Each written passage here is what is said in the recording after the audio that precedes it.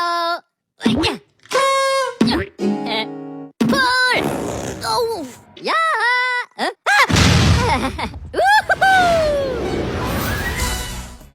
Assalamualaikum warahmatullahi wabarakatuh. Perkenalkan, nama saya Wahyu Fitria Anggreni dari Prodi Sarjana Terapan Keperawatan tingkat 4 semester 7.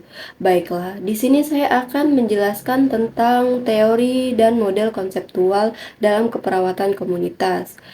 Yang pertama ada Community as Partner, yang kedua ada Sunrise Model, yang ketiga ada Health Belief Model, yang keempat ada Health Promotive Model, yang kelima ada Pre-CAD Theory. Baiklah, selanjutnya saya akan menjelaskan dari kelima teori tersebut, serta cara penerapannya dalam keperawatan komunitas. Nah, sebelum kita membahas 5 model konseptual keperawatan komunitas, ada baiknya kita mengetahui model konseptual tersebut, yaitu kerangka konsep kerja yang mengarah pada suatu pandangan keperawatan. Dalam pengertian umum, model konsep tersebut berisi suatu kondisi sasaran di satu sisi gambar dan jumlah faktor dan kegiatan yang dihubungkan dengan kondisi target tersebut. Nah, yang pertama yang akan kita bahas yaitu Community as Partner atau biasa yang kita sebut sebagai teori komunitas sebagai mitra, yaitu sebuah konsep dalam bidang kesehatan dan pekerjaan sosial yang menekankan pentingnya bermitra dengan masyarakat dalam merencanakan, mengembangkan, dan melaksanakan program-program kesehatan atau intervensi sosial. Dalam pendekatan ini, masyarakat dianggap sebagai rekan kerja yang memiliki pengetahuan, kolaborasi, partisipasi, dan pemberdayaan komunitas dalam proses pengambilan keputusan yang mempengaruhi kesejahteraan mereka. Model komunitas ini terdapat 4 konsep yang sering disebut sebagai meta paradigma keperawatan, yaitu yang pertama ada manusia, lingkungan, kesehatan, dan keperawatan. Pusat praktik keperawatan profesional. Meta paradigma tercermin dalam model yang menyediakan kerangka kerja.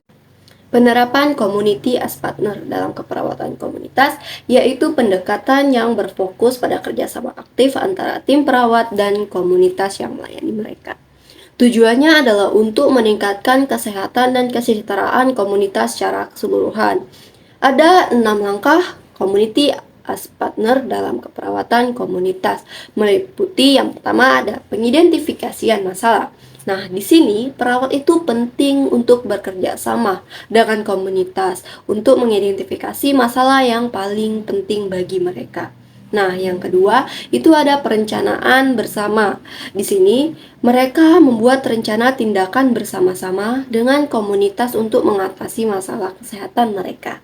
Nah, yang ketiga ada pelaksanaan program. Implementasikan program kesehatan komunitas dengan melibatkan anggota komunitas secara aktif. Libatkan mereka dalam kegiatan edukasi, pemantauan kesehatan, dan promosi perilaku sehat. Nah, yang keempat ada pendidikan dan pemberdayaan.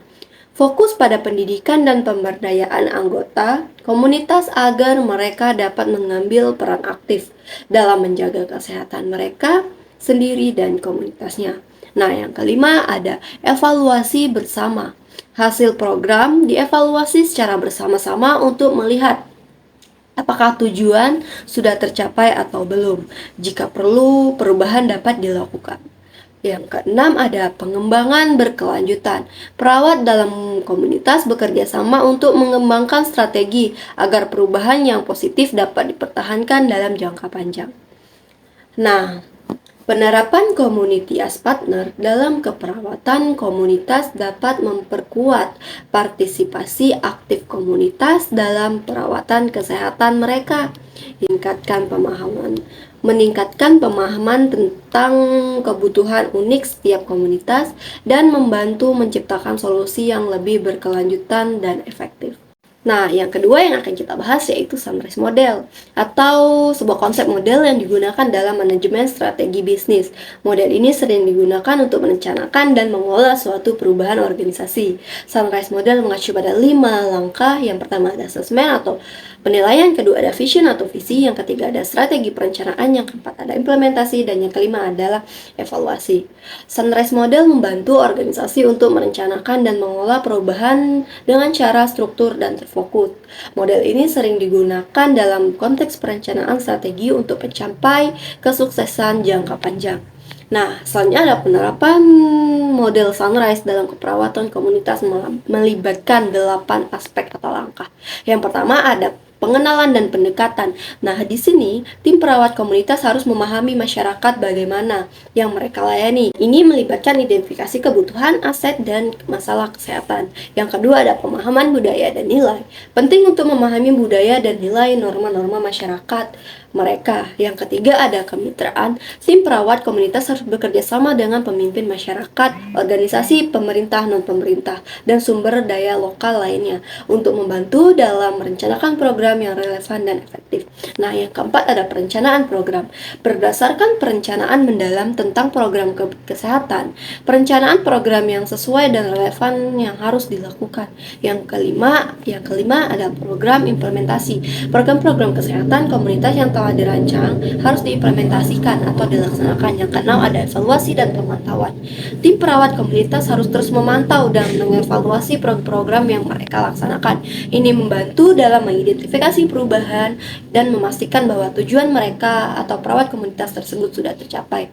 Nah, yang ketujuh ada pemberdayaan masyarakat. Yang kedelapan ada penyebaran hasil. Hasil dari program-program kesehatan komunitas yang berhasil harus disebarluaskan ke masyarakat yang lebih luas. Ini dapat membantu dalam pengaruh perubahan sosial yang lebih besar. Nah, yang ketiga yang akan kita bahas adalah Health Belief Model atau HBM, sebuah kerangka kerja psikologi yang digunakan untuk memahami perilaku individu dalam konteks kesehatan. Health Belief Model dalam kerangka kerja yaitu yang digunakan dalam keperawatan komunitas untuk memahami perilaku kesehatan individu dan masyarakat. Ada 6 komponen utama dalam Health Belief Model. Yang pertama ada persepsi tentang kerentanan.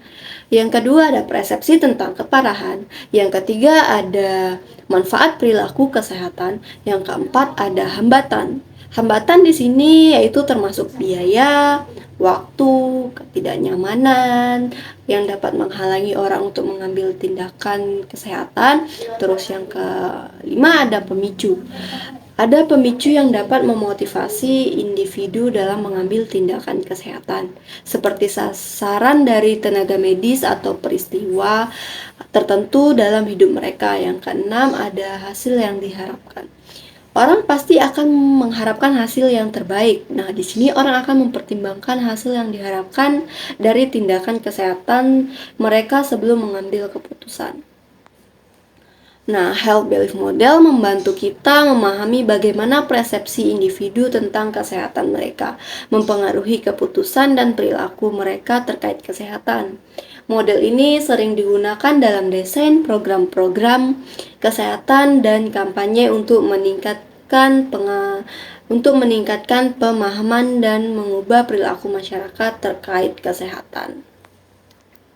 Untuk penerapan Health Belief Model dalam keperawatan komunitas, ada yang pertama yaitu mengidentifikasi persepsi masyarakat. Di sini kita menganalisis bagaimana masyarakat melihat ancaman kesehatan, keparahan penyakit, manfaat tindakan pencegahan, dan hambatan yang mereka hadapi. Nah, yang kedua ada menilai tingkat keyakinan. Menilai tingkat keyakinan individu dan masyarakat terhadap tindakan pencegahan atau perubahan perilaku kesehatan. Nah, yang ketiga ada mengidentifikasi hambatan dan fasilitator. Di sini faktor-faktor yang menghambat atau memfasilitasi perilaku kesehatan dalam keperawatan komunitas tersebut. Nah, yang keempat ada intervensi perancangan atau perancangan intervensi. Di sini kampanye yang sesuai dengan keyakinan dan kebutuhan masyarakat serta mengatasi hambatan-hambatan yang ada di masyarakat tersebut. Nah, yang kelima ada implementasi program. Melaksanakan program dan melibatkan masyarakat, memberikan informasi yang relevan, dan mendukung perubahan dan perilaku masyarakat tersebut. Nah, yang keenam ada evaluasi aktivitas.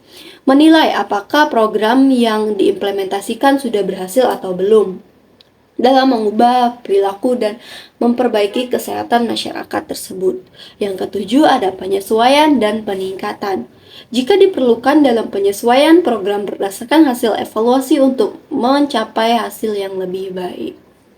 Penerapan Health Belief Model membantu perawat komunitas untuk memahami dan merespon kebutuhan masyarakat dengan lebih efektif, serta merancang intervensi yang sesuai dengan keyakinan budaya mereka.